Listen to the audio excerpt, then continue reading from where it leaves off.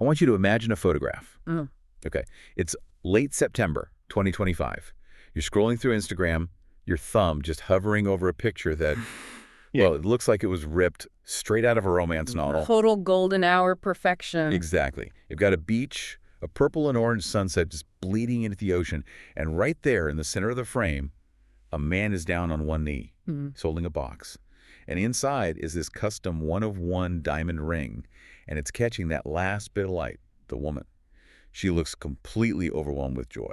The caption is simple, it's effective, and it's just, dreamlike, just got engaged to my best friend. It's the visual definition of a happy ending. It really is. It's the image we've all been trained to applaud. It's the peak. The credits usually roll right after that shot. Right. It's polished. It's perfect. Exactly. Yeah. Now, I want you to swipe forward, not years, just 4 months. It's January 7, 2026. The beach is gone. The sunset is gone. Instead, we are looking at the stark, unforgiving studio lighting of this morning sofa. Yeah, totally different vibe. That same woman, former Little Mix star Jesy Nelson, is sitting there, but her whole body language has just collapsed. She is fighting back tears. She's talking about a medical crisis that, frankly, no parent should ever have to understand, let alone live through. And if you zoom in on her hand, that diamond ring, It's gone. it's gone. And that missing ring was the tell. It was the visual cue that totally transformed this from a story about a celebrity medical crisis into something so much more complex and really heartbreaking. Welcome to StarScope Report. Today, we are opening the file on a story that has absolutely dominated the headlines this January, the story of Jesy Nelson, the rapper Zion Foster, and their twin daughters. But this isn't just a breakup story. I mean, if you're only reading the headlines, you are completely missing the actual story. You've got these two huge conflicting narratives running parallel to each other. We try. The dissolution of a romantic relationship and the absolutely devastating diagnosis of their children. Right.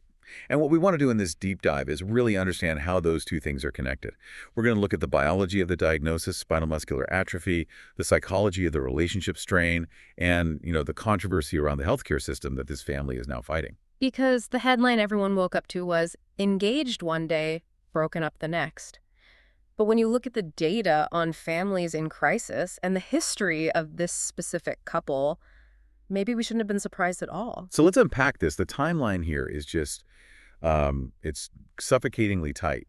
We have the engagement in September 2025. Then, just 4 months later, mid-January 2026, reports from the Sun and the Mirror confirm it.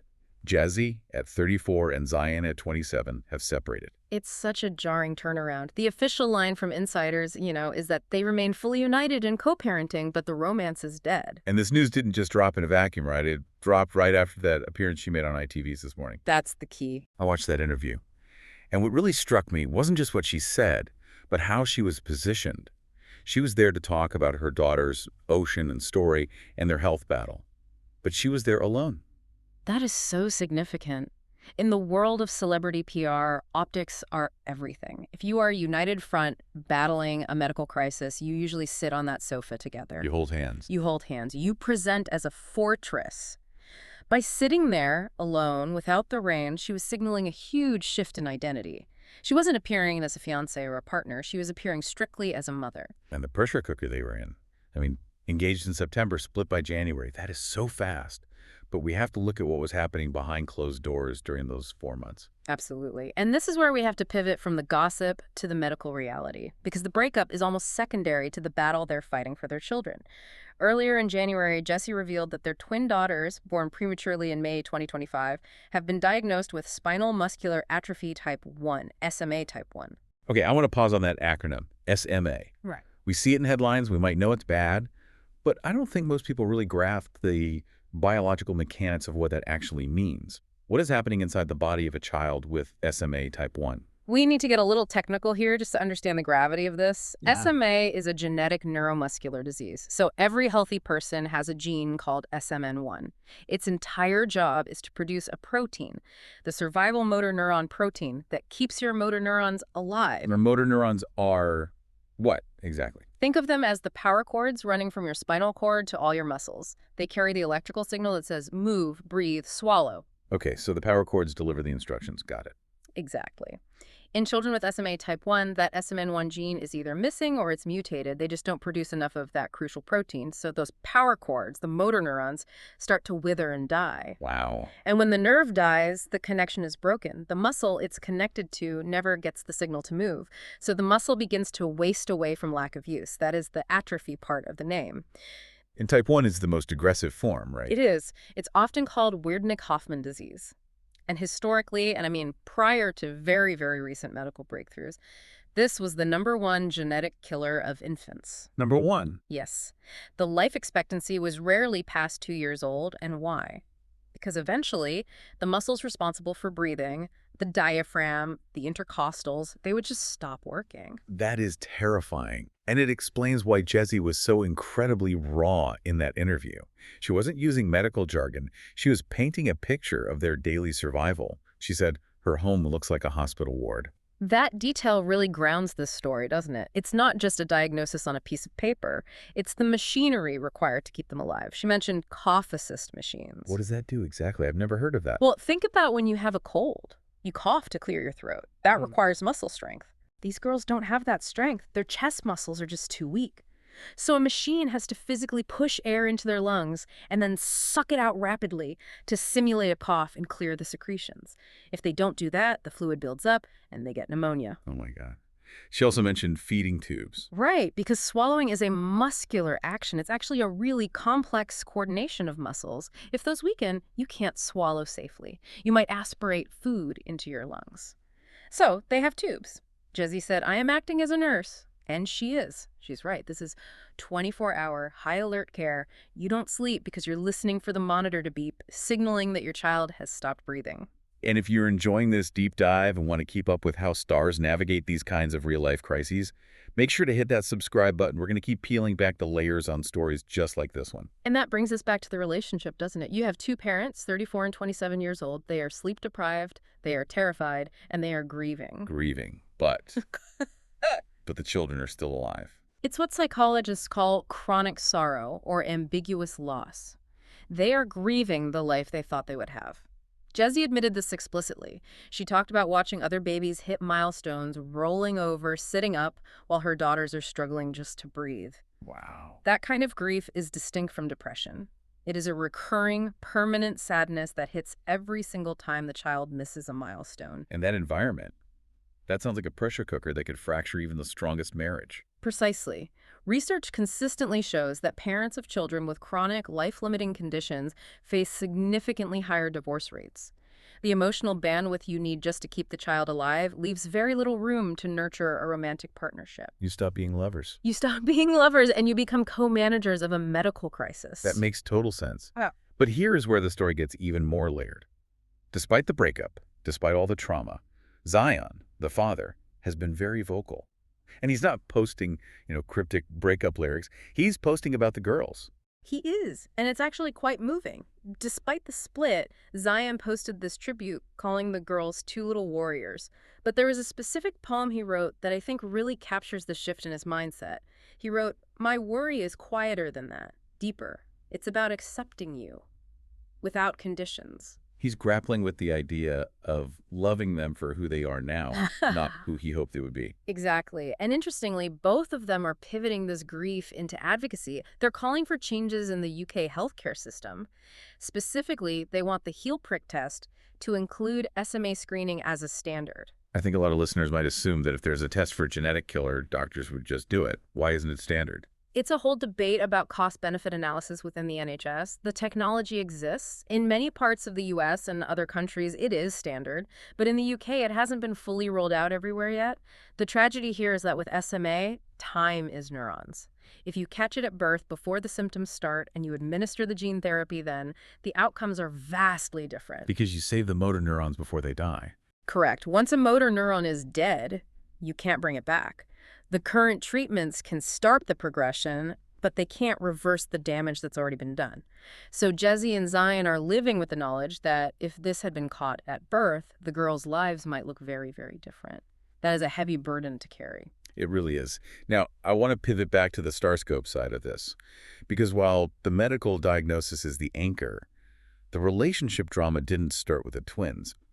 If you look at the timeline of Jesy and Dion, the cracks were in the foundation long before the house fell down. Oh, absolutely. If we zoom out, this relationship has been a case study in instability since the beginning. They started dating in early 2022.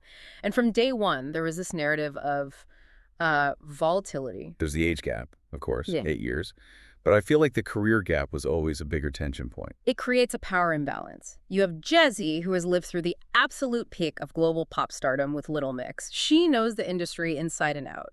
And then you have Zion, an up-and-coming rapper, trying to carve out his own identity. And we saw that tension explode musically. Do you remember the Mine debacle? Vividly. This was August 2024. This is a crucial piece of the puzzle. They released a duet called Mine. It was supposed to be their crazy in love moment. They had a whole collaborative EP ready to drop. They marketed it heavily. And then Silence. scorched earth. They broke up in September 2024, just a month later. And Jesy didn't just delete the photos. She scrubbed the promo. The song was buried. The EP was shelved. That is an expensive breakup. I mean, literally, recording, producing, marketing an EP that costs a fortune. To just shelve it because of a fight. It signals how reactive their relationship is. It's impulsive. They go from "we are building an empire together" to "I am erasing you from my digital footprint" in the span of a week. That is not a stable foundation for parenthood. And yet the roller coaster continued. By early 2025, they weren't just back together, they were announcing a pregnancy. Eating for 3 was the caption. It's what we often see in these high-octane relationships. It's a dopamine cycle. The makeups are just as intense and chemically addictive as the breakups.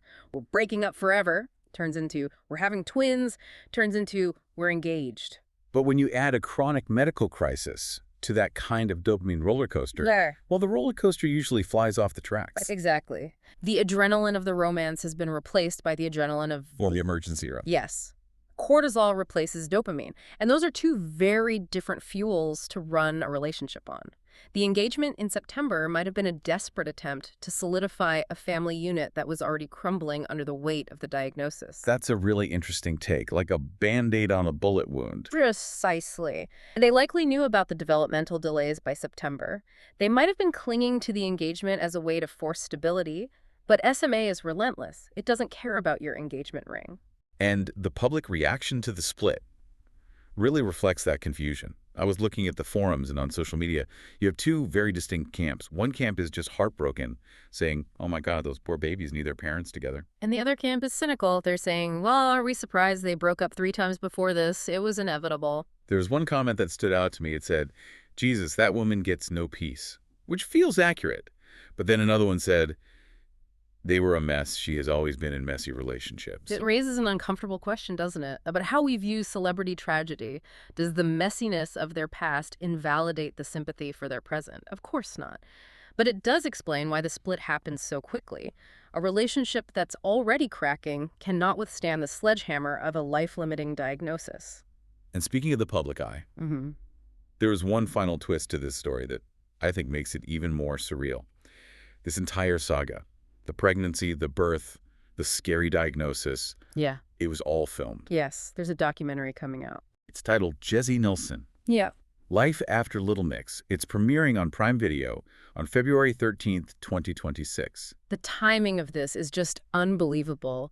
This documentary was likely pitched and filmed as a comeback story. It was supposed to be Jesy finds love, Jesy has babies, Jesy returns to the top. And instead, it turned into a medical nightmare. Can you imagine the footage? They were filming during the pregnancy, so they likely captured the twin-to-twin transfusion syndrome scare. We didn't even touch on that. The pregnancy itself was incredibly high risk. It was. The twins had uneven blood flow in the womb. Jesy had to undergo laser surgery in utero to save them. That's terrifying. And then they were born at 31 weeks, so they spent weeks in the NICU. So the cameras have been rolling on this trauma since before the girls were even born. Jesy has stated that letting the cameras keep rolling was difficult, but she wanted to tell her story. And frankly, from a PR and narrative perspective, this documentary is going to be incredibly powerful. It fundamentally changes her brand. How so? She's no longer just the girl who left Little Mix or the girl with a messy love life.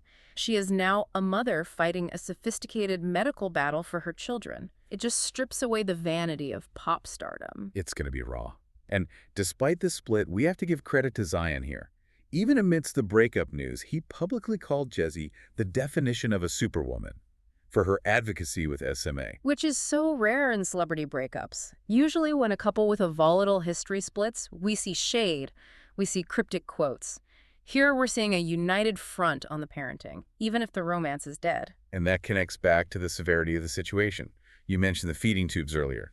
You can't manage 2 infants with SMA Type 1 alone.